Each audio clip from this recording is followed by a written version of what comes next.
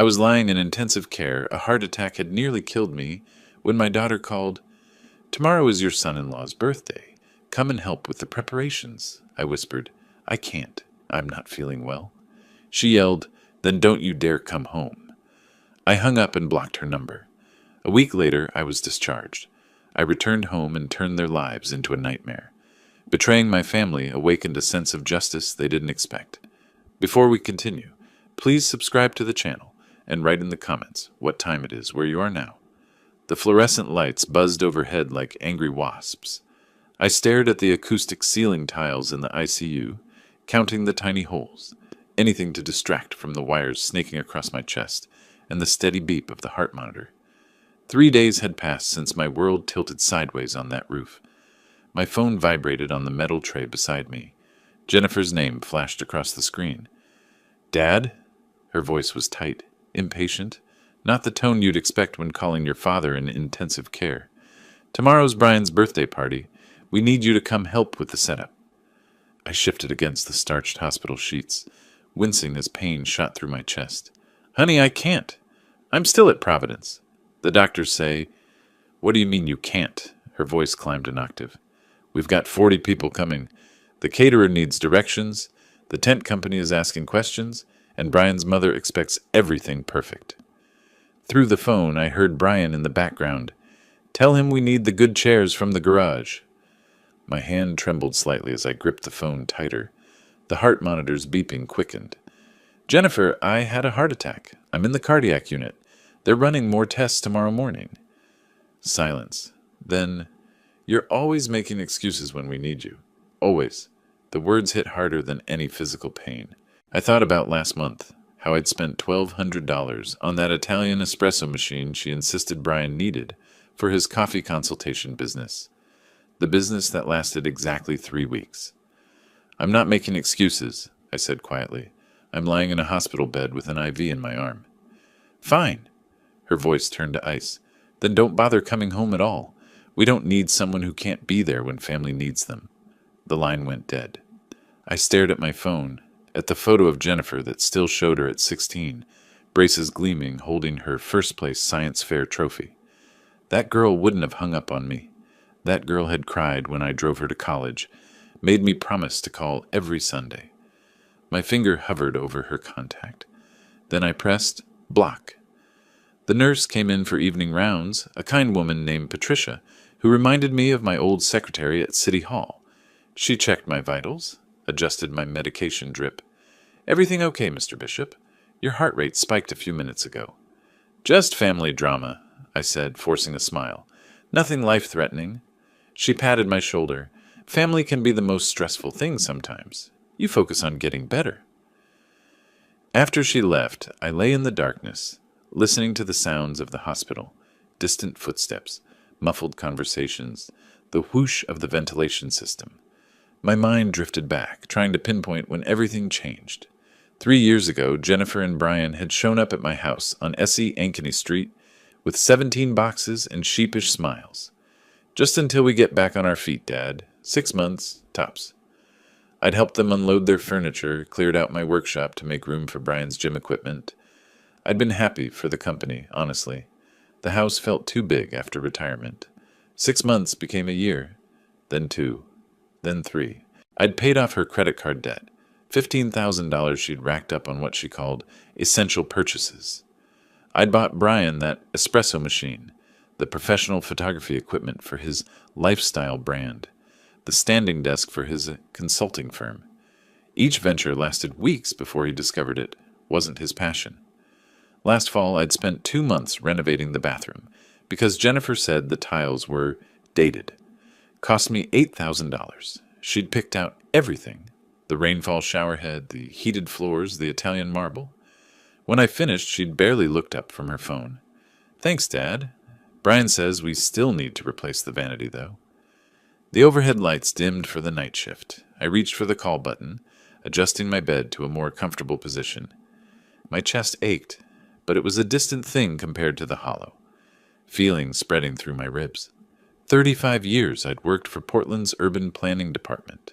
Started as a junior analyst, worked my way up to senior planner. I'd helped preserve 14 historic buildings in the Pearl District. I'd redesigned the traffic flow in Laurelhurst to reduce accidents by 40%. 3 mayors had signed commendations with my name on them, but to my daughter, I was just the man who couldn't help set up a birthday party. I thought about my house, the craftsman-style home I'd bought in 1998 for $280,000. Now it was worth over $650,000.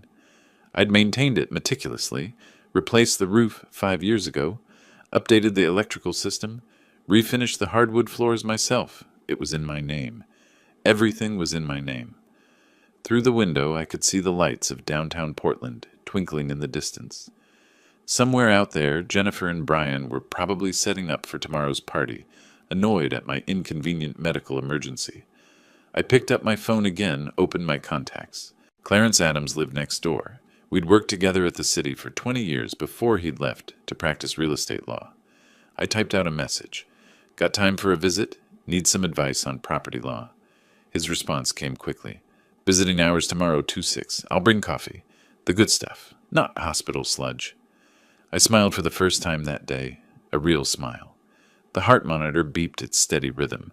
The IV dripped. Outside, the night shift nurses laughed about something at their station. Life continued, indifferent to my small crisis. But something had shifted. Some essential rope that had been holding me in place had snapped cleanly. I felt lighter, clearer. 7 more days in the hospital, the doctors said.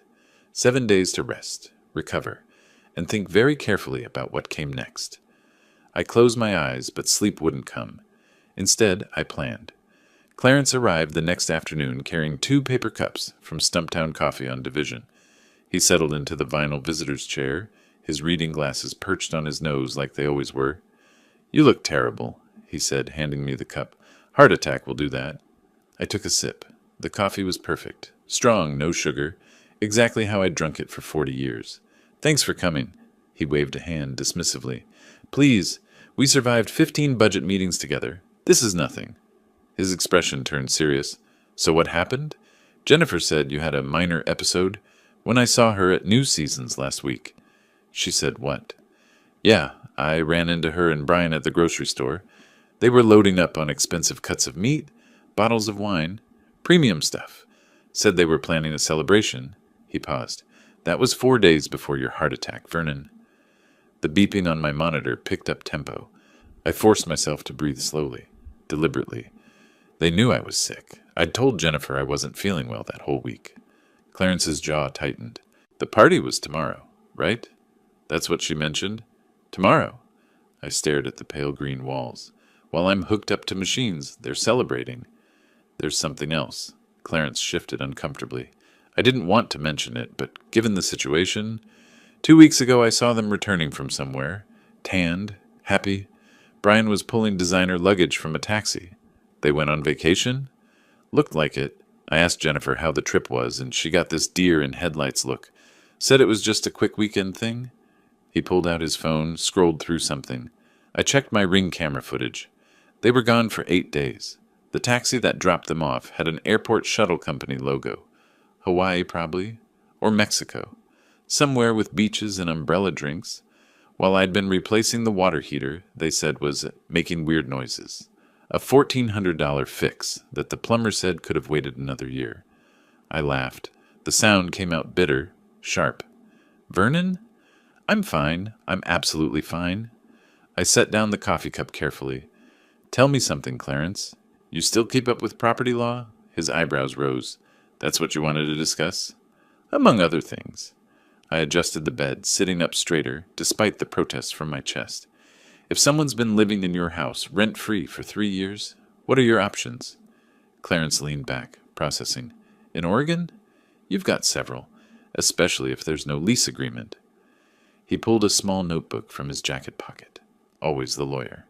You'd file for eviction through the Multnomah County Circuit Court. Without a lease, they're considered tenants at will.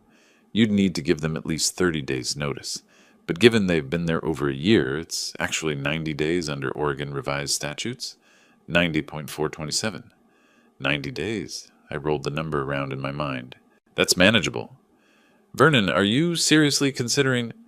What if someone tried to refinance your property without permission, forged signatures on loan documents? His pen stopped moving. That's fraud, federal crime, bank fraud, forgery. We're talking serious charges. He studied my face. Has someone done this? Hypothetically? Hypothetically, that person would be looking at up to 5 years in federal prison. Oregon also has state charges for identity theft and forgery. Class C felony. He set down his notebook. Vernon, what's going on? The door opened. A nurse, different from Patricia, came in to check my vitals. We sat in silence while she worked, updating my chart, asking routine questions about pain levels. When she left, I spoke quietly. I need you to do me a favor. After I'm discharged, I want you to check something. Public records, credit reports if you can access them legally, Jennifer and Brian's financial situation. That's not exactly. I'm not asking you to do anything illegal. Just public records, property liens, court filings, that sort of thing. You know how to navigate that world better than I do. Clarence studied me for a long moment. All right. But Vernon, whatever you're thinking, I'm thinking about protecting what's mine. I met his eyes. I'm thinking about 35 years at the planning department, about the pension I earned, about the house I bought with my own money. I'm thinking about being told not to come home while I'm recovering from a heart attack. He nodded slowly. I'll make some calls, see what I can find. After he left, I spent the afternoon watching the ceiling and remembering. Not the recent years. Those hurt too much. I went further back, Jennifer at 7, losing her first tooth during breakfast. How she'd cried because she thought it meant she was broken. I'd sat her down, explained how growing up meant changing, how the new tooth would be stronger. She'd kept that baby tooth in a little box for years. Jennifer at 15, furious because I wouldn't let her go to a concert in Seattle. You don't trust me? You never trust me? 2 weeks later, 3 kids from her school went to that concert and got arrested for drug possession. She'd never apologized, but she'd hugged me tight that Sunday morning. Jennifer at 22, college graduation. I'd given her a check for $5,000, my savings from a year of side consulting work. Start your life right, I'd said. She'd cried, promised to make me proud. Where did that girl go? The days blurred together. Patricia taught me breathing exercises. Dr. Patel explained my medications, beta blockers, blood thinners, cholesterol management. I nodded, asked questions, played the role of compliant patient, but my mind worked overtime. On the 5th day, Clarence returned with a manila folder. You're not going to like this, he said, pulling the chair close. He opened the folder, revealing printouts. Jennifer and Brian have a combined debt load of approximately $239,000. The number hung in the air like smoke. The Lexus is financed for $85,000 at 6.9% interest. Brian has outstanding debts from a failed LLC, something called Parker Consulting Solutions, totaling $120,000. Collection agencies are actively pursuing him. They've got 3 maxed credit cards between them, another $34,000. I processed each number, filing it away. What about income? Jennifer makes $52,000 annually at Powell Marketing Group. Brian, he flipped a page. Brian hasn't reported consistent income in 3 years. Various 1099 forms for freelance work. Nothing substantial. So they're drowning. Worse than that. Clarence pulled out another document. I found a loan application at KeyBank, filed 2 weeks ago. It's a refinancing request for your property on S.E. Ankeny Street. The signatures, he pointed. That's not your signature, Vernon. I've seen your handwriting 1,000 times. There it was. Cold, documented proof. My heart rate stayed steady this time. I felt calm, focused. What's your house worth now? Clarence asked quietly. The county assessment came back at $650,000 last year. He whistled low. That's a lot of equity to steal. That's a lot of motivation to get rid of an inconvenient father, I said. The words tasted like metal. Pull every string you can, Clarence. I want to know everything. Every debt, every failed payment, every legal filing. Can you do that? I can, he hesitated. Vernon, are you sure about this path?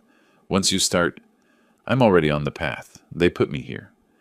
I gestured at the hospital room, at the machines keeping me alive. I'm just choosing which direction to walk. After Clarence left, I picked up my phone, scrolled through old photos.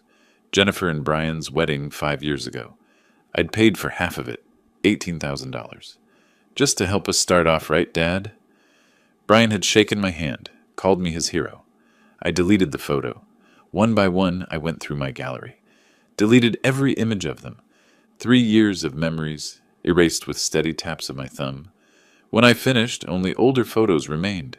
Jennifer as a child, Jennifer in college, Jennifer before Brian, before the debt, before the entitlement. Dr. Patel discharged me on the 7th day. Take it easy, Mr. Bishop. No strenuous activity. Someone picking you up. I'll manage, I said. The Uber driver helped me into his Prius, made small talk about the weather while we drove through morning traffic. Portland looked different somehow, sharper, clearer. We passed the house where I'd worked on the Historic Preservation Committee case in 2003, the coffee shop where I used to grab lunch during budget season. 35 years of my life woven into this city's fabric. The driver turned onto S.E. Ankeny Street. My house came into view, the craftsman-style gem I'd maintained for decades. The yard looked good. Jennifer must have hired someone to mow it, with my money probably. In the driveway sat a vehicle I'd never seen before, a black Lexus RX 350, gleaming in the March sunlight, window sticker still partially visible in the rear window. I smiled. Right here is perfect, I told the driver. As I walked toward my front door, I could see through the window. New furniture in the living room, a massive flat-screen television mounted on the wall. Everything looked expensive, curated, perfect, built on debt and stolen equity. I unlocked the door with my key, stepped inside. Jennifer and Brian were in the kitchen. They turned, faces going pale. Dad, Jennifer said, You're home. Surprise, I said quietly. Hope the party was nice. Jennifer's coffee cup clattered against the granite countertop. Brian stood frozen by the refrigerator, a bottle of craft beer halfway to his lips.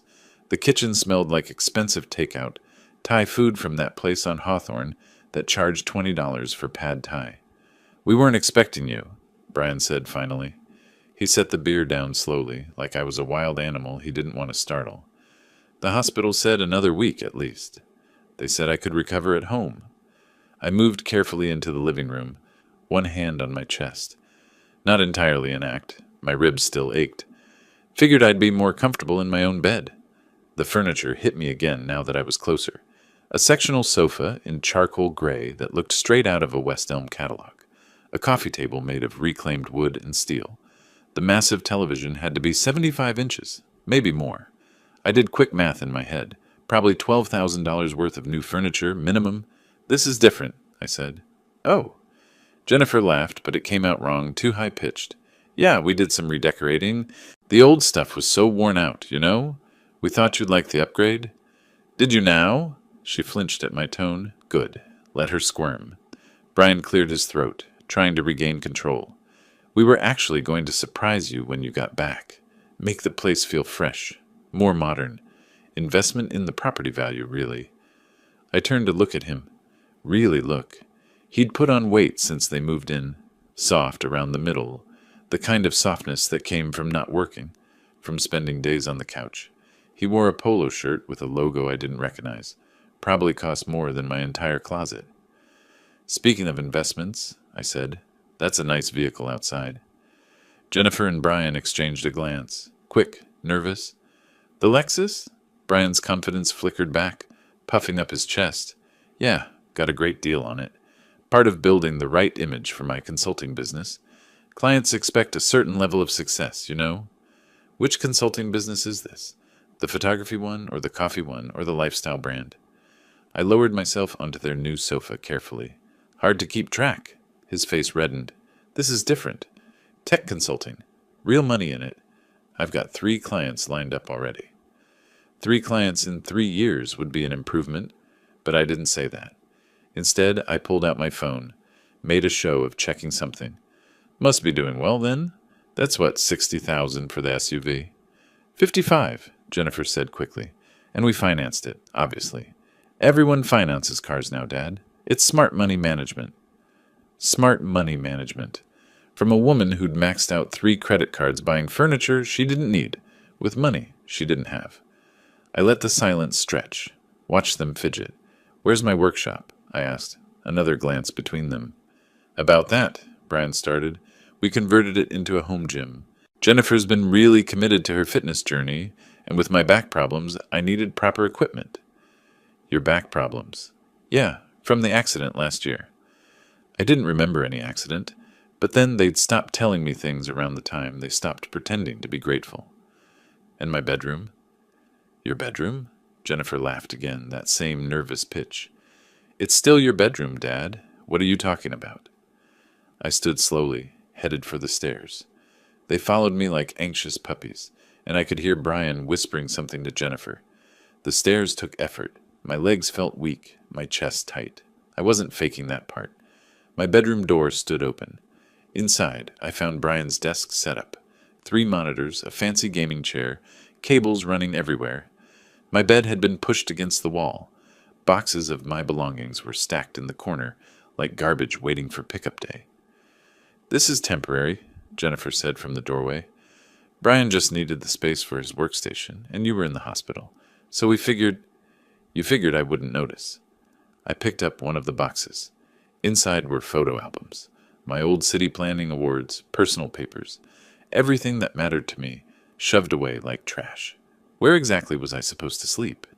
The guest room's all made up for you, Brian said. It's actually nicer, quieter, away from street noise. The guest room, in my own house. I set the box down, turned to face them.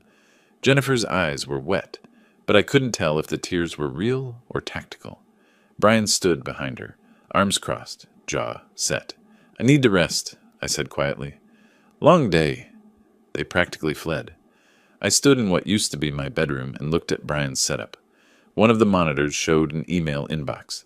I couldn't read the messages from here, but I could see the senders. Collection agencies, multiple credit card companies, something from the Oregon Department of Revenue. Interesting. The guest room was indeed made up.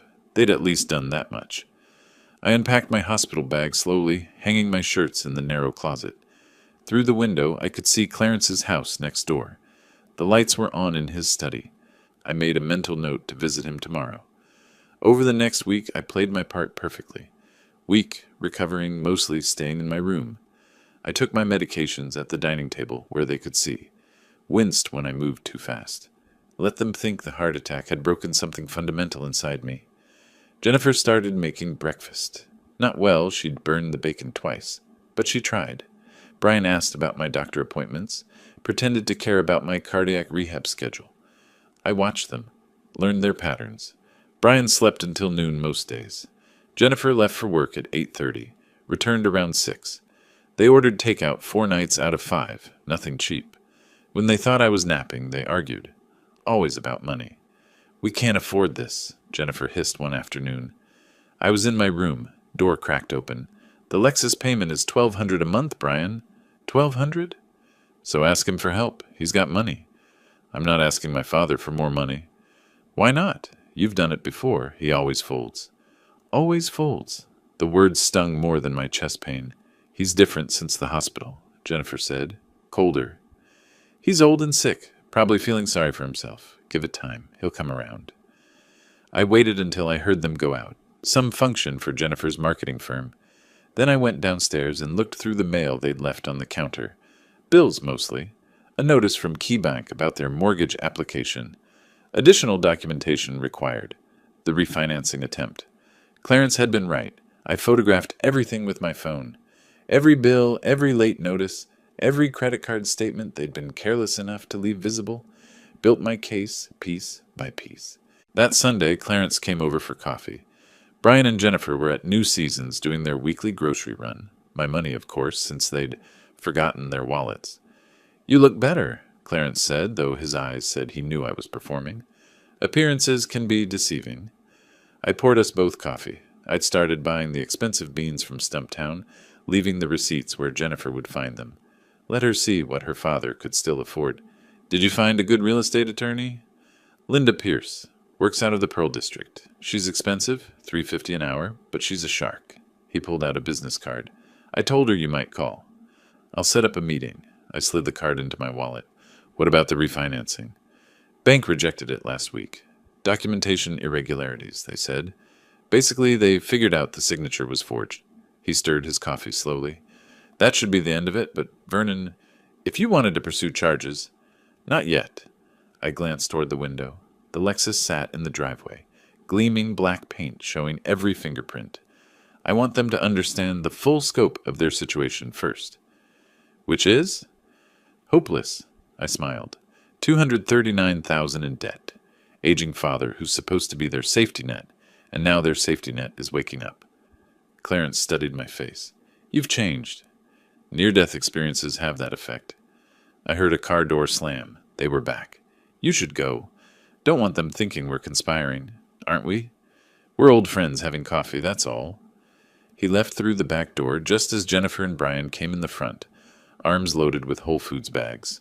Organic this, free range that. Must have been a $300 shopping trip. Dad! Jennifer seemed startled to see me in the kitchen. You're up. Feeling stronger every day, I said. I pulled out my wallet, made a show of checking my bank balance on my phone, made sure the screen was visible. $245,000 in my main checking account. Enough to catch their attention, not enough to show my full hand. Thinking about treating myself, maybe a trip somewhere. Alaska, perhaps. Always wanted to see the glaciers before they melt.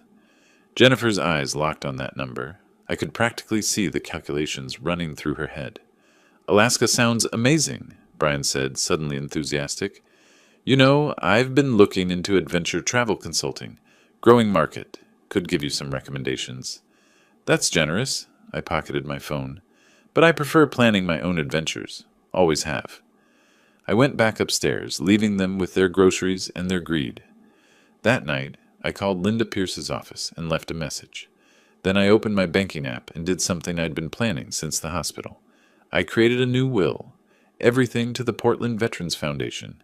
Every dollar, every asset, every last paperclip. Jennifer and Brian would get nothing. I saved the document, emailed it to myself, and printed 3 copies on my home printer. Left one on the kitchen counter where they'd find it in the morning. Then I took my medication, closed my eyes, and slept better than I had in 3 years. The screaming started at 6:30 in the morning. I was already awake, sitting in the guest room with my coffee, when I heard Jennifer's voice crack through the house like a whip. What the hell is this? Brian's response was muffled, but the tone carried panic. I counted to 30 before going downstairs, gave them time to really absorb what they'd found. Jennifer stood in the kitchen holding my will like it was evidence in a murder trial. Her face had gone blotchy red, mascara already smudged from crying. Brian paced behind her, running his hands through his hair repeatedly. Morning, I said, pouring myself a fresh cup. Sleep well? What is this? Jennifer thrust the papers at me. Her hands shook. The Portland Veterans Foundation? You're leaving everything to charity? Yes. Everything? The house, your retirement accounts, all of it? Every penny. I took a sip of coffee. Colombian roast, smooth finish. They do good work. Help soldiers who actually sacrificed for something larger than themselves. Brian stopped pacing. You can't be serious. We're your family. Are you? I met his eyes. Funny. Family usually shows up when someone's in the ICU. Family doesn't tell their father not to come home. Jennifer's tears came faster. I was upset, Dad. I said things I didn't mean. You know how I get when I'm stressed. I know exactly how you get. I leaned against the counter, relaxed, casual. Inside, I was watching every micro-expression, every tell. You get stressed about money, about maintaining appearances, about keeping up with everyone else who's actually earning what they spend. That's not fair, she said. Neither is forging someone's signature on a refinancing application. The silence that followed could have cracked concrete. Jennifer's mouth opened, closed. Brian went pale, then flushed, then pale again. Quite the colorful display. I don't know what you're talking about, Brian said, but his voice cracked on the last word. KeyBank flagged your application. Documentation irregularities. I pulled out my phone, showed them the photograph I'd taken of the bank notice. Turns out banks are pretty good at detecting forgery. Who knew? Jennifer sank into a chair. Dad, please, let me explain. Explain what? How you tried to steal my house? How you've been bleeding me dry for 3 years? I set my coffee down carefully. Here's what's going to happen. You're going to get jobs, real ones. You're going to pay your own bills, and you're going to start looking for somewhere else to live. You're kicking us out? Jennifer's voice climbed to a register I hadn't heard since she was 13. We have nowhere to go. Should have thought about that before treating me like an ATM with a heartbeat. Brian stepped forward, jaw tight. You're being unreasonable. We made one mistake. One? I laughed. It came out cold, sharp. Let's count, shall we? The $15,000 in credit card debt I paid off. The $8,000 espresso machine for your coffee business that lasted 3 weeks. The bathroom renovation. The photography equipment. The lifestyle brand supplies. Should I continue? Those were investments in our future, Brian said. No, those were investments in your delusions. I picked up my phone again. Linda Pierce, real estate attorney. I have a meeting with her this afternoon. Want to guess what we'll be discussing? Jennifer stood abruptly, chair scraping loudly. You wouldn't actually evict us. Your own daughter. My own daughter told me not to come home while I was recovering from a heart attack. I kept my voice level, measured. That daughter doesn't exist anymore. I'm just protecting my assets from strangers who happen to share my last name. Over the next week, they tried everything. Jennifer brought home my favorite meals, or tried to. The pot roast was overcooked, the potatoes underdone. She'd never learned to cook properly, always relied on takeout or my efforts. She sat across from me at dinner, attempting small talk about her day at work, asking about my cardiac rehab. I answered in monosyllables. Yes, no, fine. Brian suddenly developed an interest in home maintenance. I found him in the garage one afternoon, attempting to organize my tools. He'd mixed up the socket sets, put the wrenches in the wrong drawers. 40 years of careful organization destroyed in his attempt to appear helpful. What are you doing? I asked from the doorway. Thought I'd help out. You know, with your heart and everything, you shouldn't be doing heavy work. So you're destroying my tool organization? I'm trying to help. His frustration showed through, anger simmering beneath the forced smile. You're making this impossible, Vernon. It's Mr. Bishop, I said, and you can leave my tools alone. Their tactics shifted. They started bringing up old memories. Remember when we went to the coast, Dad? Remember my high school graduation? Remember how happy we all were? I remembered. I remembered every moment they were trying to weaponize against me. The difference was I also remembered the last 3 years. Memory's funny that way. Selective amnesia only works if everyone's participating. The meeting with Linda Pierce happened on a Thursday afternoon. Her office sat on the 9th floor of a building in the Pearl District. All glass and steel and expensive views. She was younger than I expected. 45, maybe. With sharp eyes that missed nothing. Mr. Bishop. She shook my hand firmly. Clarence speaks highly of you. He speaks highly of everyone. It's annoying. She laughed. Fair enough. Let's talk about your situation. I laid it out methodically. 3 years of cohabitation without a lease.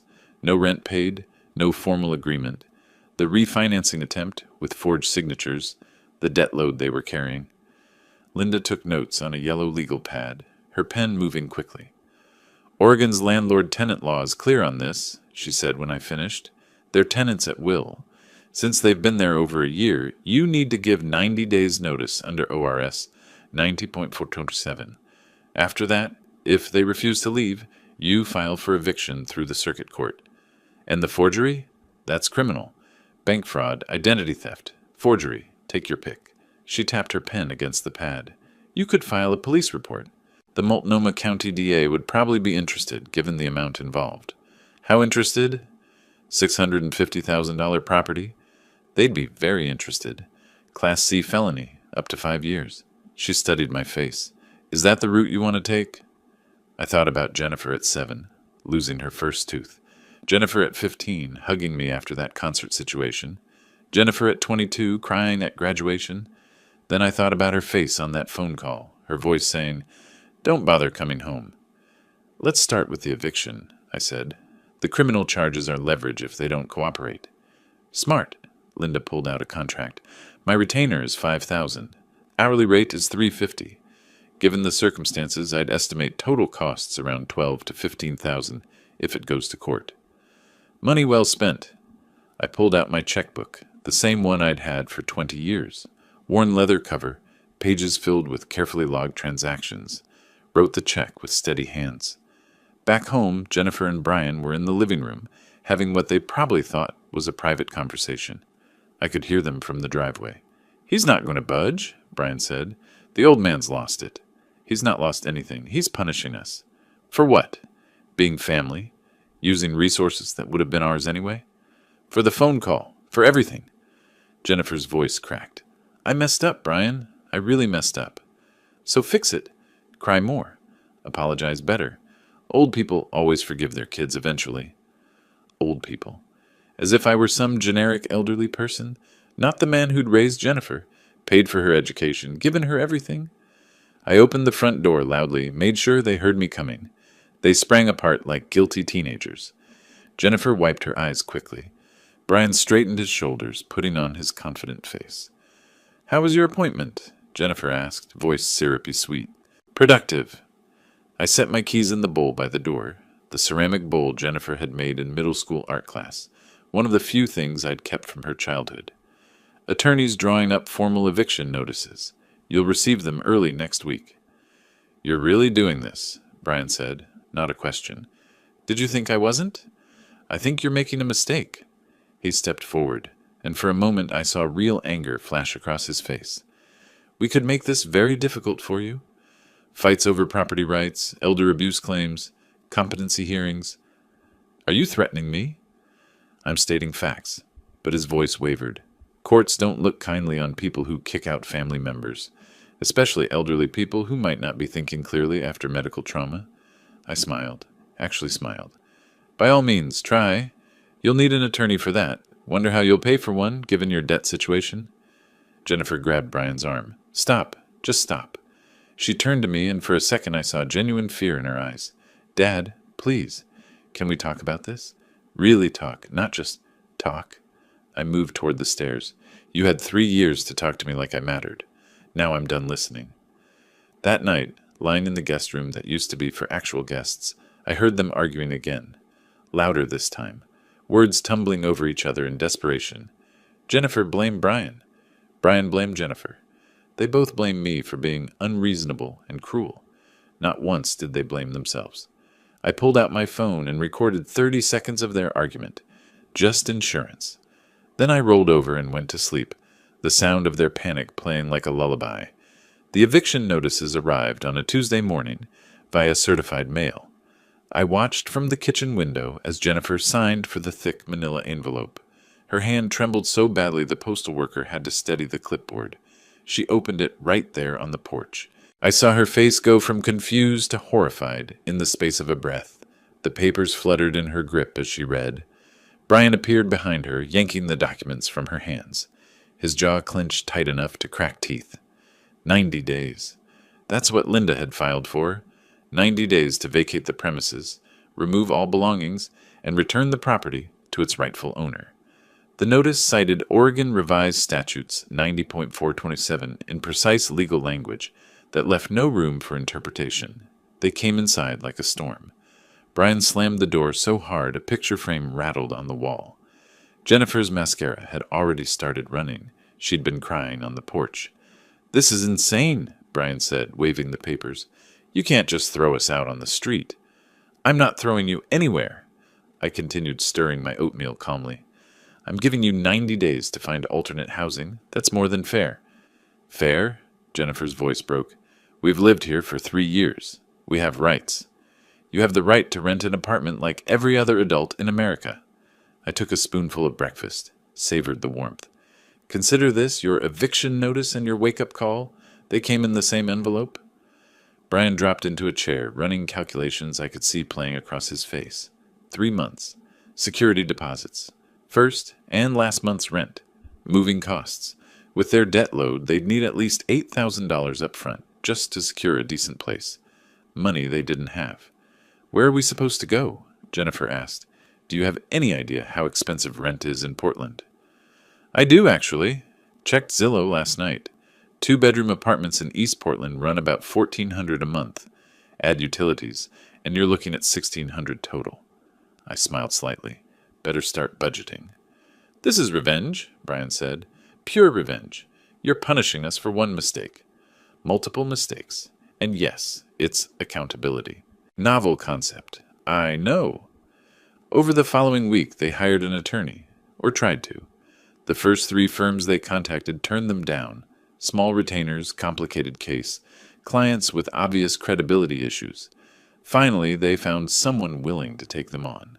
Marcus Webb, according to the business card I found left on the counter, practices out of a strip mall in Gresham.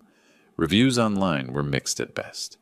Webb sent Linda a letter demanding we halt eviction proceedings while they explored their options regarding tenant rights and potential elder abuse claims.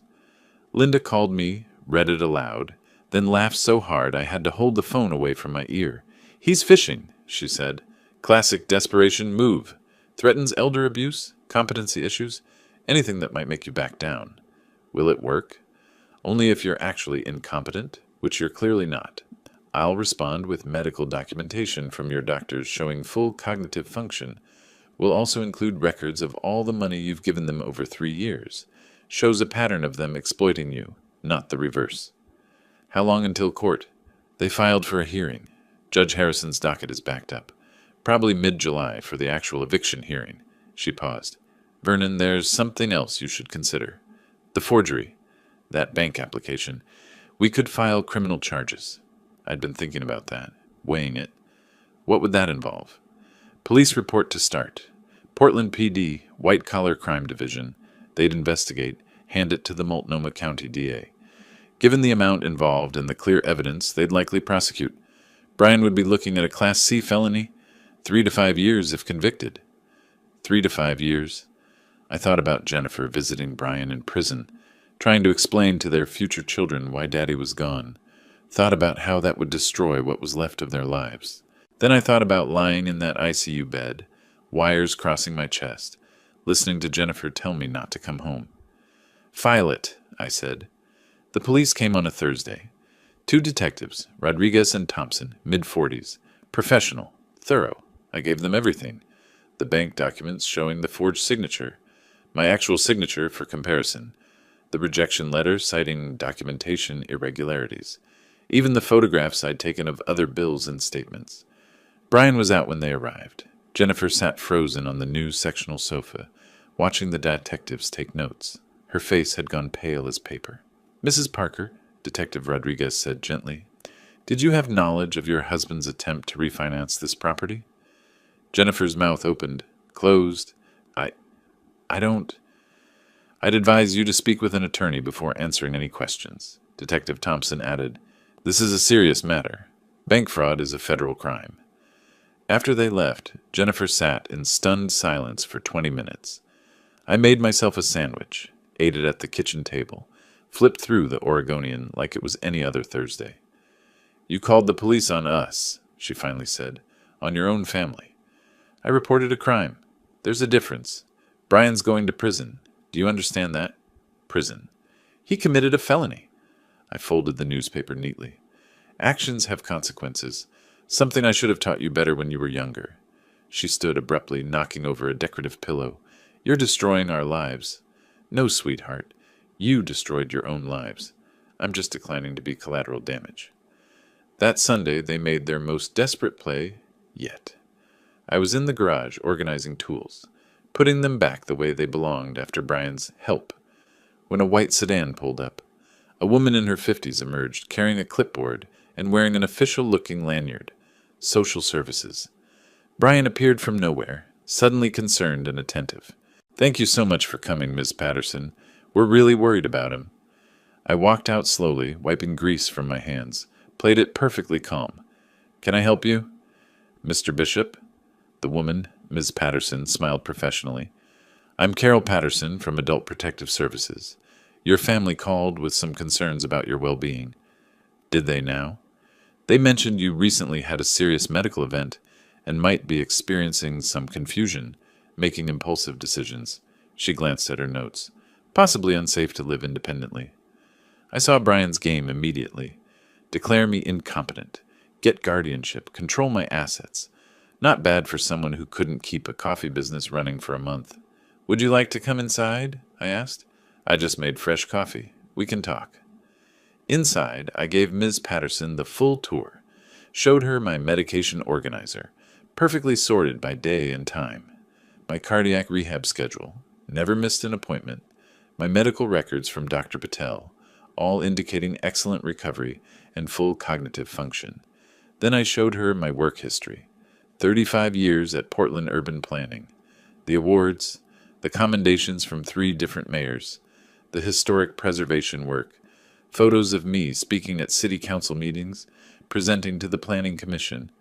As you can see, I said, my mind is quite sound. Ms. Patterson took notes, nodded. Mr. Bishop, I'm required to ask, do you feel safe in this home? Is anyone pressuring you or controlling your finances? Interesting question. I pulled out the folder I'd prepared. Knew this was coming, thanks to Clarence's warning. Here are bank statements showing 3 years of withdrawals, benefiting my daughter and her husband. Roughly $80,000 total. Here's the police report I filed regarding attempted bank fraud. And here, I handed her the eviction notice. Here's my legal action to protect my property. Her eyebrows rose as she reviewed everything. I see. My daughter and son-in-law are in significant debt. They're facing eviction and possible criminal charges. This call wasn't about my welfare. It was about them trying to maintain control of my assets. I kept my voice level, factual. I appreciate you doing your due diligence, Ms. Patterson, but as you can see, I'm the victim here, not the abuser. Brian's face had gone from confident to ashen. Jennifer sat on the couch, head in her hands. Ms. Patterson stood, collecting her materials. Mr. Bishop, you appear to be in full control of your faculties and making informed decisions about your property and care. I'll note in my report that the concerns raised appear to be unfounded. She turned to Jennifer and Brian. Filing false reports with APS is a serious matter. I strongly suggest you focus on addressing your own situation. After she left, the silence stretched thin and dangerous. Nice try, I said finally. But I survived 40 years of city bureaucracy. You think one social worker was going to intimidate me? We were trying to help you, Brian said weakly. No, you were trying to steal from me legally instead of illegally. Points for creativity, I suppose. I headed for the stairs. 82 days until you're out. Better start packing. That night, I heard them fighting again. Really fighting this time. Crashes, thuds. Jennifer screaming that this was all Brian's fault. Brian shouting back that she was the one who made the phone call that started everything. I lay in bed listening to my family tear itself apart and felt nothing but the cold satisfaction of watching dominoes fall exactly as planned. June arrived with unseasonable heat. Portland temperatures climbed into the 90s, and the house, built in 1925 without central air, became a pressure cooker of tension and sweat. Jennifer stopped going to work some days. I'd hear her on the phone with her manager at Powell Marketing, making excuses about family emergencies and stress. Her voice carried through the thin walls, pitchy and desperate. Brian spent hours in what used to be my bedroom, door closed, doing whatever unemployed consultants do when their world collapses. The financial pressure showed in small ways first. Generic brands appeared in the pantry instead of organic. The expensive craft beers vanished, replaced by cheap domestics. I noticed Jennifer's nails, she'd always kept them professionally manicured, growing out, polished, chipped, and neglected. Clarence stopped by one afternoon while they were both out apartment hunting. He carried a folder under his arm and wore his serious face. "You're the talk of Laurelhurst," he said, settling into my porch chair. "Am I now?" Betsy Morrison asked me about it at the grocery store. Said she heard Jennifer and Brian were being evicted by Jennifer's father. He opened the folder. Then Karen Walsh mentioned it at the hardware store, and Phil Henderson brought it up at the Rotary Club meeting. How does everyone know? Jennifer told someone at her work. That someone told their neighbor. Neighbors talk. He shrugged. You know how it works. Small community. Big drama. The gossip mill. I'd forgotten about that particular weapon. In a neighborhood like Laurelhurst, established families, long-term residents, everyone knowing everyone's business, reputation mattered. Jennifer and Brian were becoming the cautionary tale people whispered about over coffee. What are they saying? I asked. That you're being abused by your daughter and her husband, that they've been living off you for years, that they tried to steal your house. Clarence pulled out a newspaper clipping. This doesn't help their case either. It was from the Multnomah County Court records, published in the legal notices section of the Oregonian. My eviction filing printed in black and white for anyone searching court documents. Bishop v. Parker. Case number, hearing date, mid-July. Just like Linda said, everything public record. Linda says this is good for us, I said. Shows pattern of behavior if they try to claim I'm being unreasonable. It's more than good. It's devastating for them. Clarence leaned forward. Vernon, I don't think you realize how bad their situation is. Between the debt, the eviction, and the criminal investigation, they're toxic. No landlord will touch them. No bank will loan to them. They're in free fall. I should have felt something. Guilt, maybe. Remorse. Instead, I felt the same cold clarity that had sustained me since the hospital. They made their choices. They did, Clarence agreed. Just wanted you to know what's happening out there. The neighborhood's on your side, completely. After he left, I sat on the porch watching the afternoon shadows lengthen. Across the street, Betsy Morrison waved from her garden. 2 houses down, Phil Henderson gave me a thumbs up while walking his dog, the silent support of people who'd known me for decades. The court hearing arrived on a sweltering Tuesday in mid-July, the Multnomah County Courthouse downtown, Judge Harrison presiding. Linda met me outside, wearing a navy suit that meant business. They're already inside, she said. Webb looks nervous. The courtroom was smaller than I expected. Fluorescent lights, cheap paneling, the seal of Oregon mounted behind the judge's bench. Jennifer and Brian sat at the defendant's table with Marcus Webb, their strip mall attorney. Jennifer wore a conservative dress I'd never seen before, probably borrowed. Brian had squeezed into a suit that didn't quite fit right, collar too tight, jacket straining at the shoulders. Judge Harrison entered, mid-50s, silver hair, reading glasses. He reviewed the file for several minutes before speaking. This is an eviction proceeding, he said. Bishop versus Parker. Mr. Bishop seeks to remove tenants from his property at 1847 S.E. Ankeny Street after 90 days' notice. Ms. Pierce, your opening? Linda stood smoothly. Your Honor, this is a straightforward case. Mr. Bishop owns the property in question. The defendants have resided there for 3 years without a lease, without paying rent, and without contributing to household expenses. Under ORS 90.427, Mr. Bishop provided proper notice.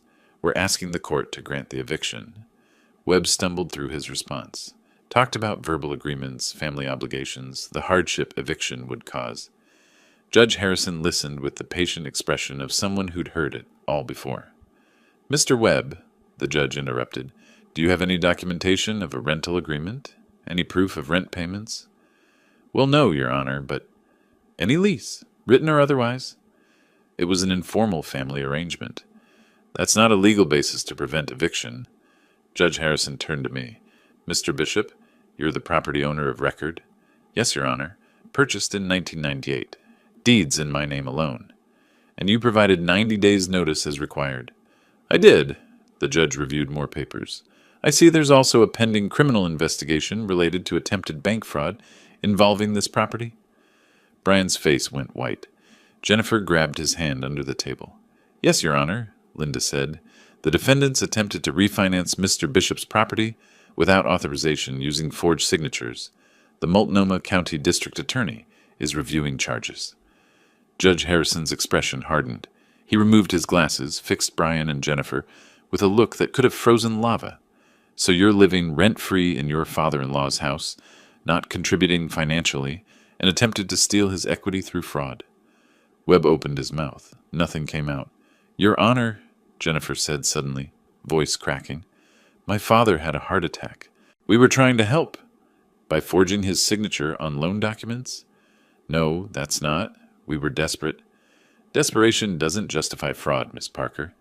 The judge put his glasses back on. This court grants the eviction.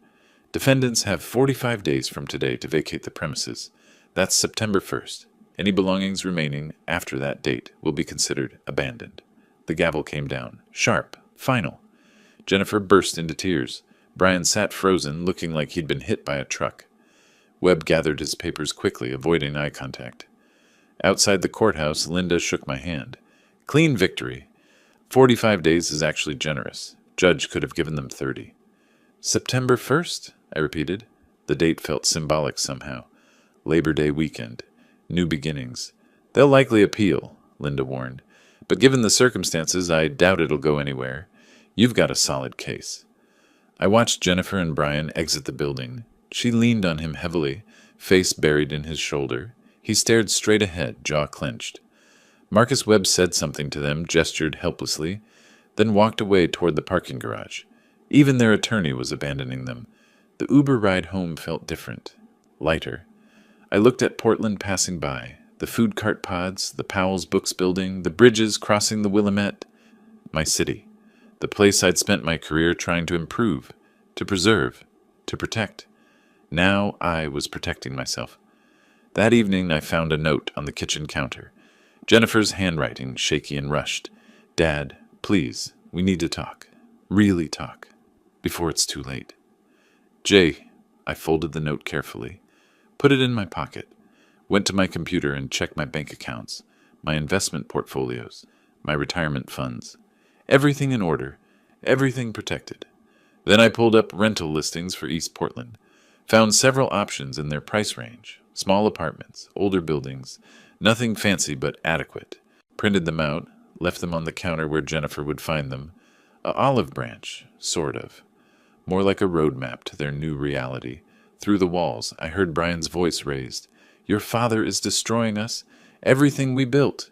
We built nothing, Jennifer shouted back. We lived off him like parasites. Don't you see that? The first crack of self-awareness. About time. I made myself dinner, salmon, roasted vegetables, a glass of decent wine. Ate alone at the kitchen table with the window open, warm July air carrying the scent of roses from Betsy Morrison's garden. 43 days until they were gone. 43 days until my house was mine again. I could wait. August brought no relief from the heat or the tension. The house felt smaller each day, packed with boxed belongings and simmering resentment. Jennifer and Brian moved through the rooms like ghosts, avoiding each other, avoiding me, avoiding the reality of September 1st approaching with the inevitability of a freight train. The Lexus disappeared on a Thursday morning. I was drinking coffee on the porch when the tow truck arrived. Bank of America repo, according to the logo on the side. Two men worked efficiently, hooking up the SUV while Jennifer watched from the doorway in her bathrobe. Her face had gone slack, expressionless, like she'd run out of reactions to process. Brian came charging out. You can't take that. I'm only 2 months behind. 3 months, sir, the driver said, checking his paperwork, and according to the lender, you haven't returned their calls in 6 weeks. I was dealing with a family emergency. Not my problem. The truck lifted the Lexus smoothly. $85,000 worth of image building vanishing down S.E. Ankeny Street. Several neighbors watched from their yards. I saw Betsy Morrison shaking her head, and Phil Henderson actually filming it on his phone. The theater of consequences. Better than anything on television. Brian stood in the driveway long after the truck disappeared, arms hanging at his sides. Then he turned and saw me on the porch with my coffee. Enjoying the show? He asked bitterly. Just drinking my morning coffee. You made it a show. He walked toward me, fists clenched. For a moment I thought he might actually swing. Hoped he would, honestly. Assault charges would make everything so much cleaner. This is all your fault, he said, voice low and dangerous. Everything that's happening to us. No, Brian. This is all your fault. Mine was just stopping the bleeding. I took another sip. How's the apartment search going? His jaw worked. Every place we apply turns us down. Bad credit, eviction on record, pending criminal charges. We're untouchable. Consequences, I said simply. Funny how they accumulate. He stormed back inside. The door slammed hard enough to rattle the porch railings. That afternoon, Detectives Rodriguez and Thompson returned. Brian's face went from angry to terrified in the span of a breath when he saw them through the window. They sat in the living room, my expensive new living room, courtesy of debt-financed furniture, and laid out the situation in calm, professional tones. The Multnomah County DA is prepared to file charges, Rodriguez said. Bank fraud, forgery, identity theft. We're looking at a Class C felony. Standard sentence runs 3 to 5 years. Jennifer made a sound like a wounded animal. Brian's hands trembled. However, Thompson continued, the DA is willing to offer a plea agreement. Mr. Parker pleads guilty to attempted fraud, accepts 3 years supervised probation, and pays restitution of $50,000 to Mr. Bishop. No jail time if he complies fully. $50,000. I watched Brian process that number, watched him calculate how impossible it was, how utterly beyond his reach. And if he doesn't take the deal? Jennifer asked quietly. Trial. If convicted, mandatory minimum of 3 years in state prison, possible maximum of 5. Plus restitution, legal fees, court costs. Rodriguez handed Brian a business card. You've got until next Tuesday to decide. Talk to your attorney. After they left, Brian sat motionless on the sectional sofa. Jennifer paced, arms wrapped around herself, spiraling into full panic mode. $50,000, she repeated. Where are we supposed to get $50,000? Your father, Brian said flatly. Ask him. They both turned to look at me. I'd been standing in the kitchen doorway witnessing the whole scene. Absolutely not, I said. Dad, please. Jennifer's voice broke. Brian will go to prison. Our lives will be destroyed. Your lives are already destroyed. You did that yourselves. I pulled out a chair, sat down at my own kitchen table. I paid your debts before. $15,000 for credit cards, $8,000 for equipment, bathroom renovation. Every single time you promised things would change. They never did. This is different. This is exactly the same. You want me to bail you out so you can keep pretending your choices don't matter? I shook my head. I'm done being your safety net, Jennifer. You're going to land on the ground this time. Feel how hard it is. Brian stood abruptly. You're a miserable old man who can't stand seeing other people happy. I'm a man who finally stopped letting his family steal from him. I met his eyes calmly.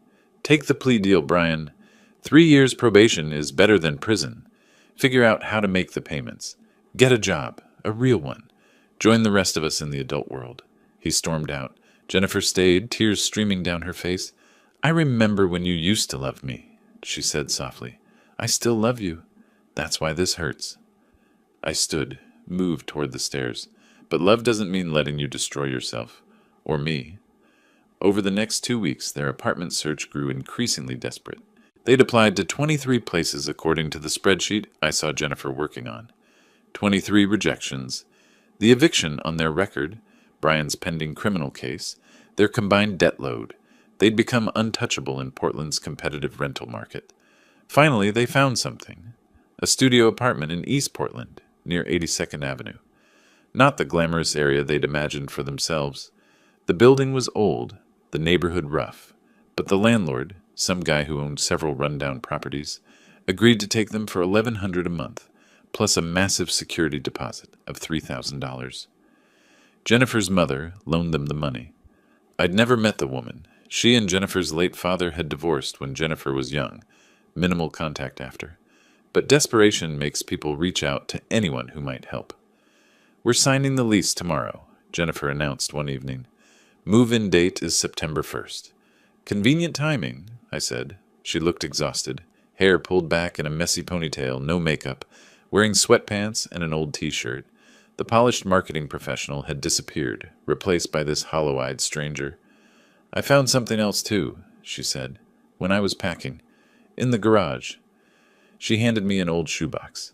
Inside were letters, ones I'd written to her during her freshman year of college. Pages of fatherly advice, encouragement, stupid jokes to make her laugh during finals week. I'd sent one every week for the entire year. I'd forgotten about these, she said. Reading them now, I don't recognize that person anymore. The daughter you wrote to. The one who cared about something besides money and appearances. She's still in there somewhere. Is she? Jennifer's voice cracked. Because I'm not sure anymore. I look at what we did to you, what I did, and I don't understand how we got here. One bad decision at a time, I said, compounding. She nodded slowly. Brian's taking the plea deal. His attorney says it's the smart move. $50,000 in restitution, payable over 3 years. He'll have to get a real job finally. And you? I'm staying at Powell Marketing. They haven't fired me yet, though everyone knows about the eviction. She laughed bitterly. I'm the office scandal. The woman whose father kicked her out. The woman who tried to steal her father's house, I corrected. Words matter, Jennifer. Yeah. She picked up the shoebox. Can I keep these? The letters? They're yours? She left the kitchen carrying pieces of a better past when things had been simpler, when she'd been someone worth writing to every week. The last week of August arrived with cooler temperatures and a sense of finality. Boxes filled every room. U-Haul reservations were made. Jennifer and Brian barely spoke to each other, communicating through terse text messages and post-it notes. I watched it all with the detachment of an urban planner observing a failed development project, documenting the collapse, taking notes, learning lessons for future reference. On the morning of August 31st, Brian signed the plea agreement at the courthouse. 3 years probation, $50,000 in restitution, community service requirements. Judge Harrison presided over that too, made sure Brian understood every term, every condition, every consequence of violation. "This is mercy, Mr. Parker," the judge said. "Don't waste it." Brian nodded numbly, signed everywhere the prosecutor indicated. That evening I sat on my porch watching the sunset paint the sky orange and purple. Tomorrow they'd be gone. Tomorrow my house would be mine again. Tomorrow I could start repairing what they'd broken, not just the physical space, but something harder to name. Clarence joined me with 2 beers. We sat in comfortable silence the way old friends do. "You won," he said finally. "Did I?" "Legally, financially, morally. Yes, absolutely." He took a sip. "But Vernon, you look tired." "I am tired." I stared at the sunset. Winning is exhausting. Regrets? I thought about that. About the heart attack, about the phone call, about every moment that led to this one. "No," I said finally. "They needed to learn this lesson. I just wish I hadn't been the one who had to teach it." We sat until the stars came out. 2 old men on a porch, bearing witness to the end of something that never should have happened in the first place. September 1st dawned cool and gray. Marine layer fog rolled in from the Willamette, blanketing Laurelhurst in thick moisture that clung to everything. Appropriate weather for an ending. The U-Haul arrived at 7 in the morning. Brian had rented the smallest size they offered, 10 feet, barely enough for a studio apartment's worth of furniture. He and Jennifer loaded boxes in tense silence, working like strangers forced together by circumstance rather than marriage. I stayed out of their way, made coffee, read the newspaper, pretended this was a normal Saturday morning. But I watched through the kitchen window, documenting every trip they made from house to truck. Around noon, Jennifer came inside one last time. She was searching for something in the garage, digging through the boxes I'd moved there months ago when Brian took over my bedroom. I heard her moving things around, the scrape of cardboard on concrete. Then silence. I walked to the garage door. Jennifer stood frozen, holding a cardboard box I'd forgotten existed. Inside were my awards from the city planning department. 35 years of commendations, certificates, plaques. The Portland Historic Preservation Award from the mayor in 1995. The Urban Planning Excellence Award from the American Planning Association. Letters from city council members thanking me for specific projects. Newspaper clippings about the Pearl District renovation I'd helped design. "What is all this?" she asked quietly. "My career." She pulled out the Historic Preservation Award, running her fingers over the engraved brass plate. "You saved 14 buildings from demolition. It says so right here. Why didn't you ever tell me?" "You never asked?" Jennifer set the award down carefully, like it might break. Pulled out another, this one from the governor's office, recognizing my work on statewide zoning reform. Then another, and another. A lifetime of achievement she'd never bothered to learn about. "There's a newspaper article here," she said, holding up a yellowed clipping from the Oregonian. From 2003, Vernon Bishop, Portland's quiet guardian of history. It talks about how you personally fought developers who wanted to tear down the buildings on NW 21st. You testified at 18 different council meetings. You won. I remember. "Dad, this says you were offered a position in the mayor's office. Chief planning advisor. You turned it down? The job required too much travel. You were in high school. I wanted to be home for dinner." I leaned against the doorframe. "Priorities." She looked at me then, really looked, like she was seeing someone she'd never met. "I had no idea. All these years I thought you were just a city employee. A desk job. Nothing special." "Nothing special," I repeated. The word stung more than I expected. "Is that what you thought?" "We assumed—" She trailed off, face reddening. "Brian said you were probably making 40 or 50,000 a year when you retired. that your pension was small, that you needed us as much as we needed you. The depth of their ignorance was almost impressive. My pension is $92,000 annually, plus Social Security, plus investment returns. Her mouth opened, closed. How much do you have saved? More than enough. I wasn't going to give her exact numbers. Let her imagination fill in the blanks. The house alone is worth $650,000. Then there's retirement accounts, investments, bonds. I was a city employee, Jennifer, not a charity case. She sank onto an overturned box, awards scattered around her feet. We thought we were helping you, keeping you company. Brian said elderly people need family around to stay healthy. Brian said a lot of convenient things. Oh my God, she put her head in her hands. We treated you like you were nothing, just a wallet with a pulse. And all this time, you were someone important, someone who mattered. I always mattered. You just stopped noticing. Brian appeared in the garage doorway. Jennifer, we need to go. The studio's rental office closes at 3. He saw the awards, saw Jennifer's face. What's going on? Did you know Dad was basically a city hero? Jennifer held up the Historic Preservation Award.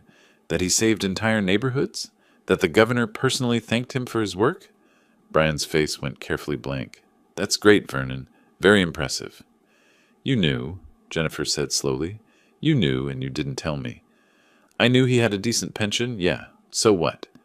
So we've been treating him like he was some poor retired clerk who needed our help. Her voice climbed, when really we were the ones drowning, and he was the only thing keeping us afloat. Keep your voice down.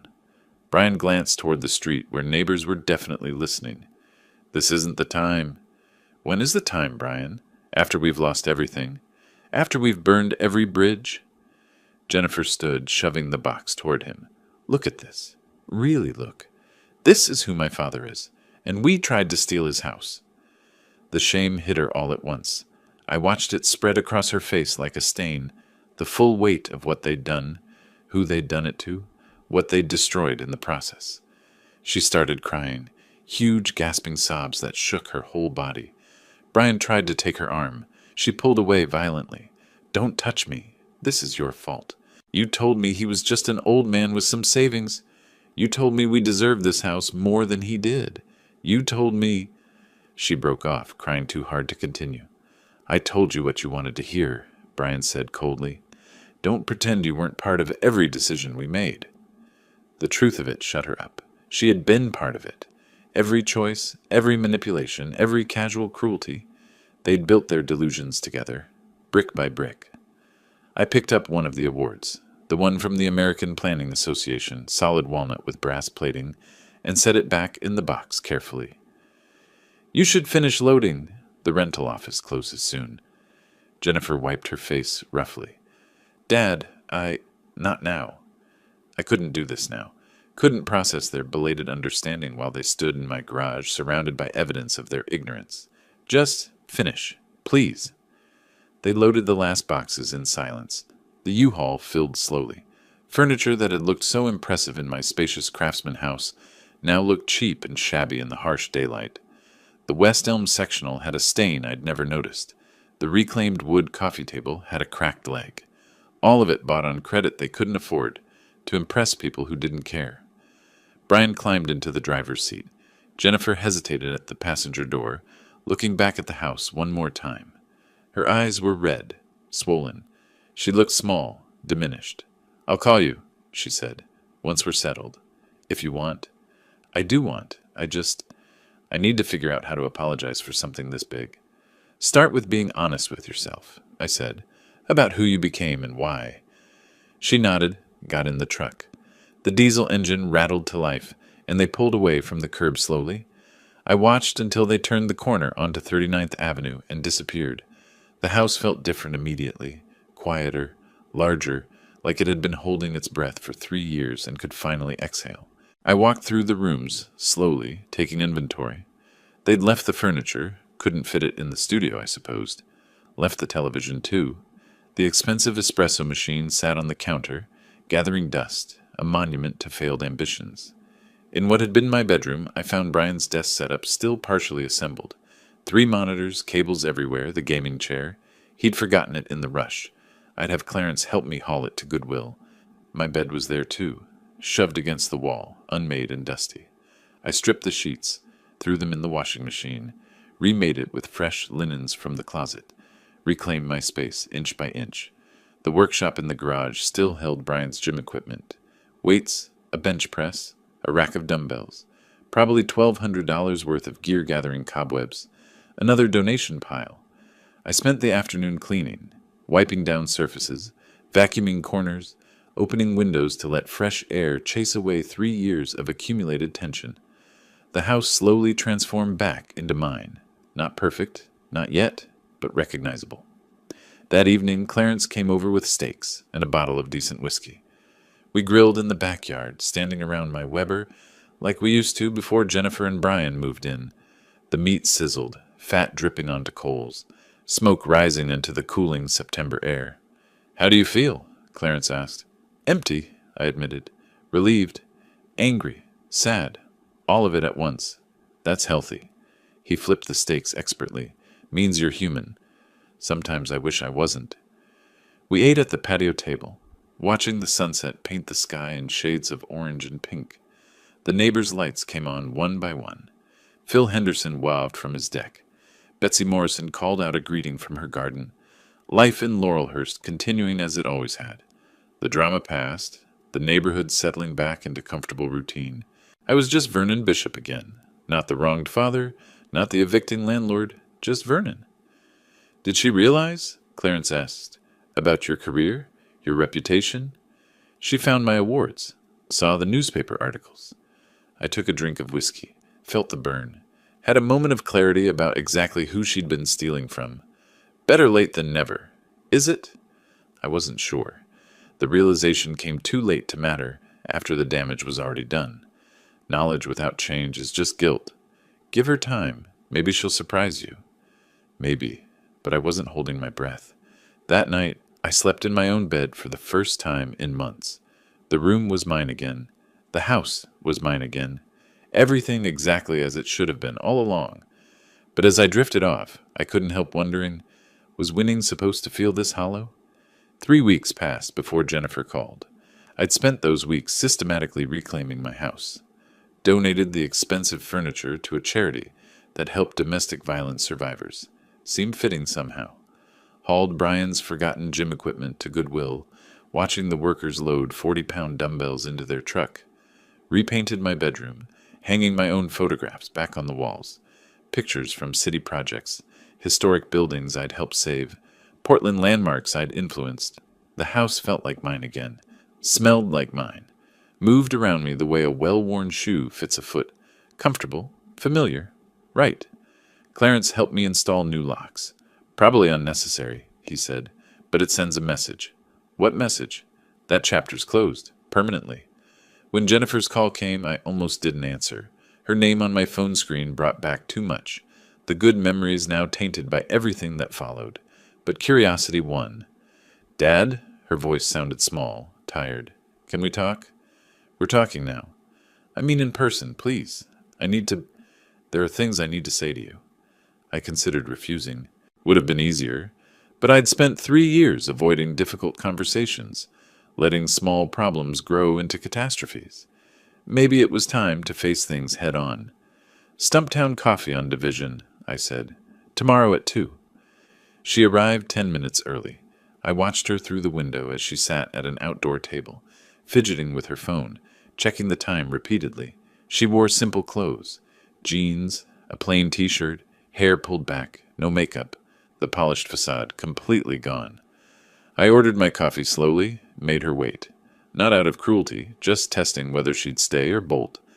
When I finally sat down across from her, she looked up with red-rimmed eyes. "Thanks for meeting me," she said. "You look terrible." A bitter laugh escaped her. "I feel terrible. The studio it's small, really small. We can hear our neighbors through the walls.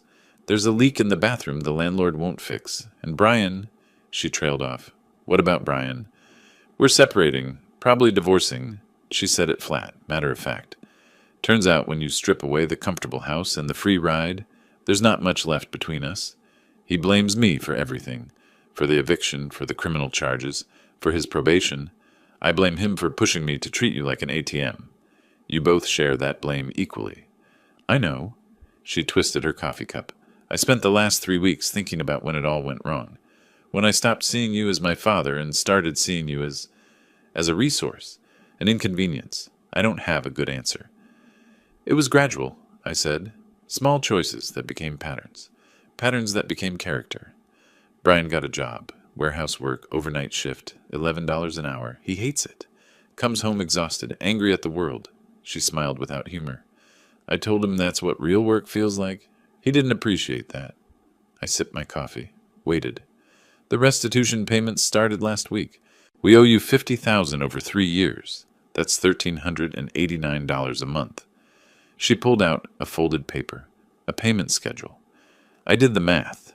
Between my salary and Brian's warehouse job, after rent and utilities and food, we have maybe $200 left each month. We can't make the payments.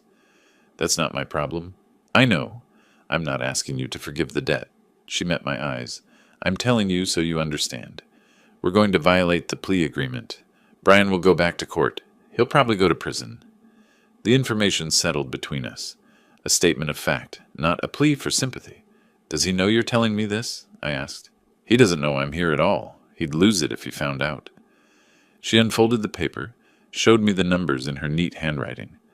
I wanted you to know that I understand the consequences now. What we did, what it cost, what happens next. No more denying reality. I studied her face. She looked older, harder, like life had finally caught up with her entitled assumptions and crushed them flat. Why tell me? I asked. What do you want from this conversation? Nothing. I want nothing. Her voice cracked slightly. I just wanted you to know that I see it now. Who you are. What we took from you. I found more articles online about your work, your career. You testified in front of state legislature twice. You wrote policy that's still in use today. You saved history, Dad. Real, actual history. And we treated you like you were nobody. Yes, you did. She flinched but didn't look away. I also wanted to apologize. Really apologize. Not the manipulative kind where I'm trying to get something. Just, I'm sorry. For all of it. For the phone call at the hospital. For living off you. For Brian's forgery. For every moment we made you feel small and unimportant. You deserve so much better from me. The words hit harder than expected. I'd imagined this conversation dozens of times, practiced my cold responses, prepared my emotional armor, but hearing genuine remorse, watching her sit there without defenses, offering nothing but acknowledgement of harm done, that was different. I don't forgive you, I said. Not yet. Maybe not ever. I understand. But I appreciate you saying it, owning it. I finished my coffee. What happens when Brian violates probation? His lawyer says probably a year in county jail for violation, plus whatever the judge decides about the original charges. Could be 2 years total. She wrapped her arms around herself. I'll divorce him while he's inside. Start over completely. I'm already looking for a second job. Weekends, maybe nights. Anything to get ahead of the debt. You could declare bankruptcy. I could. She shook her head. But that feels like running away again. I caused this debt. I'll pay it. We sat in silence. Around us, Portland moved, cyclists passing on Division, students from the nearby coffee shop, families pushing strollers, life continuing its indifferent forward motion. I kept those letters, Jennifer said suddenly.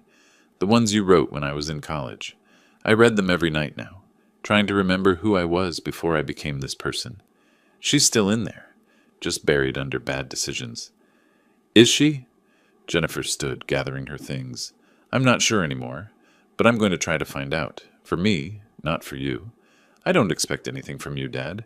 Not forgiveness, not help, not a relationship. I just wanted you to know that I finally see clearly what we did. That matters to me, even if it doesn't to you. She walked away without looking back. I watched her disappear down Division Street, shoulders squared, despite carrying the weight of total life collapse. Clarence texted that evening. Heard Jennifer came by. How'd it go? She apologized. Genuinely, I think. What did you say? That I don't forgive her yet. Do you think you will? Eventually? I stared at my phone, considering. Trust shattered doesn't simply rebuild because someone says sorry. Respect lost takes years to earn back. Love twisted into manipulation doesn't untangle with one coffee shop conversation, but something had shifted. Some small space opened between complete rejection and grudging acknowledgement. Not forgiveness, not even close, but maybe the possibility of it someday, if she kept walking the hard road she'd chosen. I don't know, I texted back. Ask me in a year. That night, I sat in my workshop, fully reclaimed now, tools organized, projects in progress, and worked on a piece of furniture I'd started before they moved in. A bookshelf, quarter-sawn oak, hand-cut dovetails. 3 years abandoned, now slowly taking shape again. The work felt good, honest, creating something with my hands, building rather than destroying, moving forward rather than dwelling on the past. My phone buzzed. Linda Pierce. Vernon, just an update. Brian Parker missed his first restitution payment. Probation officer filed a violation report. Court date set for October 15th. Thought you should know. October 15th, 3 weeks away, the next domino falling exactly on schedule. I set down my chisel and looked at the unfinished bookshelf. Wondered if Jennifer would really try to find herself, or if she'd crumble under the pressure like she always had.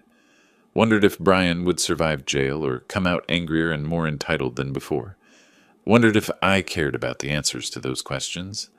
The house settled around me with its familiar creaks and sighs. My house, my space, my life, finally my own, again after 3 years of occupation. The victory should have felt sweet. Instead, it just felt quiet. Quiet was good enough. October arrived with typical Portland rain, the kind that settles in for days, turning the city gray and introspective. I didn't attend Brian's probation violation hearing. Linda went as my representative and called me afterward with the verdict. 18 months in Multnomah County Detention Center, she said. Judge Harrison was not sympathetic. Said Parker had been given mercy once and squandered it. He starts serving in 2 weeks. And the restitution? Still owed in full. The debt doesn't disappear because he's incarcerated. Jennifer's on the hook for it too. They were both listed as liable. Papers rustled on her end. Vernon, this is done. You won. Completely and totally. But winning felt less satisfying than I'd imagined back in that ICU bed. More complicated. Jennifer's genuine remorse had muddied the clean lines of my revenge. Brian going to jail felt necessary, but not triumphant. Thanks, Linda. Send me your final invoice. Already in your email. It's been a pleasure working with you. She paused. For what it's worth, you did the right thing. Not the easy thing, but the right thing. After we hung up, I sat in my living room, my actual living room, not theirs anymore, and looked at the space. I'd replaced their debt finance furniture with pieces from my own storage. My old leather sofa, worn but comfortable. The oak coffee table I'd built in 1997. Everything familiar, everything mine. The house felt like home again. Finally. 2 days later, Jennifer knocked on my door. She stood on the porch soaked from the rain, no umbrella, looking like she'd walked the entire way from their studio in East Portland. Behind her, to my surprise, stood Brian. He looked diminished, thinner, gray-faced, wearing a cheap raincoat that did nothing to keep him dry. Can we come in? Jennifer asked. Please, just for a few minutes. I considered saying no.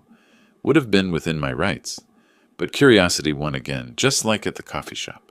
They sat on my old sofa, dripping on the hardwood floors I'd refinished myself. Neither spoke immediately. Brian stared at his hands. Jennifer twisted a soggy tissue. Brian has something to say, Jennifer finally said. We both do. That's why we're here. Brian looked up. His eyes were different, haunted, defeated. I'm going to jail in 12 days, 18 months. Before I go, I needed to... He stopped, swallowed hard. I needed to apologize. Really apologize. Not the tactical kind where I'm trying to get something. Go on. I manipulated Jennifer, pushed her to see you as a resource instead of her father. I was drowning in debt from my failed businesses, and instead of admitting I'd screwed up, I looked for someone to save me. His voice cracked. You were convenient, successful, alone. I saw an opportunity, and I took it. You saw a mark? I corrected. Yes. He didn't flinch. I saw a mark. I convinced Jennifer you needed us, when really we needed you. I pushed for the refinancing scheme. I forged your signature. Jennifer didn't know until afterward, but she didn't report it either. We're both guilty. Different degrees, but both guilty. Jennifer spoke quietly. I made the phone call. That's on me. When you were in the ICU, dying for all I knew, I was worried about Brian's birthday party. Tears ran down her face, mixing with rainwater. What kind of person does that? What kind of daughter? The kind who lost their way? I said. Not kindly, but factually. I found out about the forgery the day after you came home from the hospital, she continued. Brian told me what he'd done, said it was too late to back out. I could have called the police then, reported it, protected you. Instead, I chose him over you. She looked at me directly. That was my decision. My betrayal. I own it. The room settled into heavy silence. Rain drummed against the windows. Somewhere down the street, a car passed, headlights sweeping across the walls. Why now? I asked. Why come here and tell me this? Because you deserve to hear it, Brian said. Because I'm going to prison and might not get another chance. Because Jennifer's filing for divorce and starting over, and she needs to face you before she can move forward. He stood slowly. I don't expect forgiveness. Don't deserve it. But you deserve the truth, spoken clearly, without excuses. Anything else? Just... He hesitated. Thank you. For not pressing for the maximum sentence. For giving me probation first. I wasted that chance, but you gave it. That's more than I deserved. He walked to the door, stopped with his hand on the knob. For what it's worth, the newspaper articles Jennifer found about your career, I read them all. You really were someone important, someone who mattered, and I treated you like garbage. That's going to haunt me in that cell. After he left, Jennifer remained on the sofa. We sat in silence for several minutes. I meant what I said at the coffee shop, she finally said. I don't expect anything from you. Not forgiveness, not a relationship, nothing. I just wanted you to hear it from both of us. The full acknowledgement of what we did. What happens after Brian goes to jail? I keep working, keep trying to pay down the restitution. I'm waitressing 3 nights a week now on top of my marketing job, sleeping 5 hours a night, sending every extra dollar toward what we owe you. She pulled out a crumpled envelope. This is the first payment, $200. It's not much, but it's honest. I earned it. I'm giving it. No strings attached. I took the envelope. The bills inside were worn, clearly hard-earned. Keep it. What? Keep it. Pay your own rent. Feed yourself. I set the envelope on the coffee table between us. Here's what's going to happen, Jennifer. You're going to pay the court-ordered restitution over the next 3 years. Not to me. To the system. That's justice, and it's non-negotiable. But I'm not going to grind you into dust over it. Dad, I'm not done. I leaned forward. You're going to rebuild your life. Really rebuild it. Not fake it with credit cards and borrowed money. You're going to figure out who you are without Brian, without my money, without anyone's safety net. You're going to become someone your 22-year-old self would recognize. And then maybe we try being father and daughter again. Not now, not next month, maybe not next year. But eventually, if you prove you've actually changed. I pulled out a business card, my own, from my consulting days. This is my email. Once a month, if you want, you can send me an update. How you're doing, what you're learning, who you're becoming. I'll read them. I might not respond, but I'll read them. She stared at the card like it was a lifeline. That's more than I deserve. Probably. But I spent 35 years believing in second chances, in redemption, in people's capacity to change. I'm not going to stop now. I stood, moved toward the door. But understand, this isn't forgiveness. Not yet. This is a chance to earn it. If you waste it, there won't be another. Jennifer stood, tucked the card carefully into her pocket. I won't waste it. We'll see. At the door, she turned back. The bookshelf in your workshop, the oak one with the dovetails. That's beautiful work. You saw it? When we were packing. I noticed it then, realized you'd stopped working on it after we moved in. She managed a small, sad smile. I hope you finish it. You deserve to finish things you started. After she left, I stood on the porch watching the rain. Betsy Morrison waved from her window across the street. Clarence's light was on next door, probably grading papers or reading case law. The neighborhood continuing its quiet existence, anchored by people who'd been here decades, who knew each other's histories and flaws and still chose to stay. My phone buzzed, a text from Jennifer. Thank you for the chance. I'll try to deserve it. Jay, I didn't respond. Not yet. Let her sit with uncertainty for a while. Let her work for it. Inside, I returned to my workshop. The bookshelf waited, nearly complete now. Just the final sanding and finishing left. I ran my hand along the dovetails, feeling where my chisel had cut clean lines 3 years ago. Time to finish what I started. The wood grain caught the light as I worked, showing patterns laid down over decades of growth. Oak was like that, strong, enduring, showing its age honestly. You couldn't hide oak's history, couldn't pretend the hard years hadn't happened. But those hard years made it stronger, more beautiful, more worth preserving. I thought about Jennifer's monthly emails, wondered if I'd read them with softness or skepticism, wondered if she'd actually follow through or fade away like her past commitments, wondered if 18 months from now, when Brian got out, they'd both be different people or just older versions of the same. Didn't know, couldn't know. That was the thing about second chances. They required faith in an uncertain outcome, but I'd built a career on faith. Faith that historic buildings could be saved. Faith that neighborhoods could be preserved. Faith that people, given the right incentives and consequences, could choose better paths. Sometimes that faith was rewarded. Sometimes it wasn't. Either way, I'd done what I set out to do. Protected what was mine. Enforced consequences. Stood my ground. The house was mine again. My life was mine again. The people who'd taken advantage had learned, painfully, expensively, that actions have weight. Justice wasn't always satisfying, but it was fair, and fair was enough. I applied the first coat of finish to the bookshelf, watching the oil soak into the wood, bringing out the grain's full beauty. Outside, the October rain continued. Inside, my house settled around me with its familiar sounds. Home. Finally, completely home. The phone buzzed again. Clarence. Dinner tomorrow? I'll bring the steaks. You're on, I typed back. And bring your good whiskey. Life moving forward. Not perfect, not healed, but moving. That was enough. That was everything. If you liked this story, please like this video, subscribe to the channel, and share your impressions of this story in the comments. To listen to the next story, click on the box on the left. Thank you for watching.